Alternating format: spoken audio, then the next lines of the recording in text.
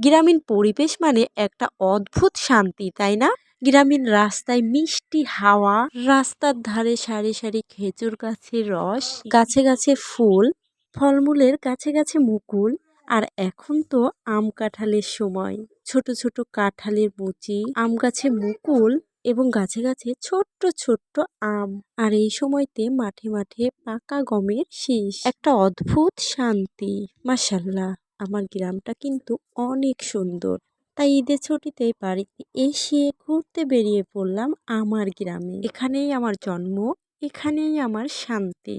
এখানে একটা গাছে খুব সুন্দর ফুল ফুটেছিল, তো সেখান থেকে আমি একটা ফুল ছিঁড়ে নিলাম। তোমরা কে কোন জেলা থেকে আমার ভিডিওটি দেখছো অবশ্যই কমেন্ট করে জানাবে। আর ঈদের ছুটিতে কি তোমরা বাড়িতে গিয়েছো অবশ্যই কমেন্ট করে জানাবে। আর কার কার গ্রামীণ পরিবেশ পছন্দের অবশ্যই কমেন্ট করে কিন্তু জানাইতে ভুলো না। তো সেই ফুলটা আমি আমার বড় আপুর ছেলেকে দিলাম, সে তো মহা খুশি। তারপর আমি এদিকে যাচ্ছিলাম আরেকটা ফুল নিতে, সেটা আমার নিজের জন্যে। ফুল তো আমার অলমোস্ট সব সময়ের জন্য অনেক পছন্দের, কিন্তু হাতের চাইতে গাছেই ফুল বেশি বানায়, কথাটা কিন্তু একেবারেই ঠিক, তাই না? এটা আমার কাকির বাসা। এই বাড়িতে কিন্তু অনেক রকমের ফুলের গাছ আছে। আমি ভেতরে যাইতে লেগে আবার গেলাম না, কারণ বাইরে থেকে অনেক রকমের ফুল দেখা যাচ্ছিল।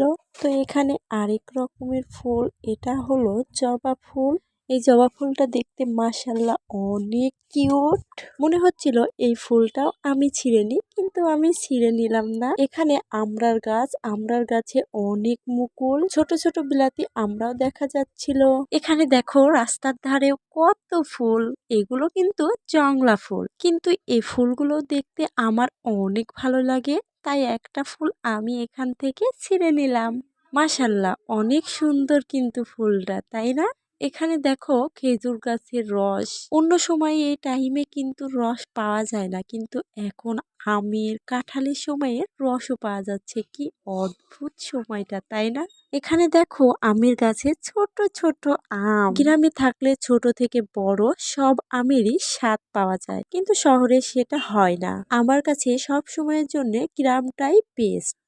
তো অবশেষে ঘোরাফেরা শেষ করে আমি বাড়ির দিকে রওনা দিলাম। গ্রামে একটা ছোট্ট বাড়ি থাকলেই মনে হয় সেটা রাজপ্রাসাদের চাইতে বেশি শান্তি। আচ্ছা, তোমাদের কার কার গ্রাম পছন্দ অবশ্যই জানাইবে কিন্তু। তো গ্রাম ঘোরা তো অলরেডি আমার শেষ। আমি বেশি দূরে ঘুরতে যাইনি, আমার বাড়ির আশেপাশেই আমি একটু ঘুরে আসলাম।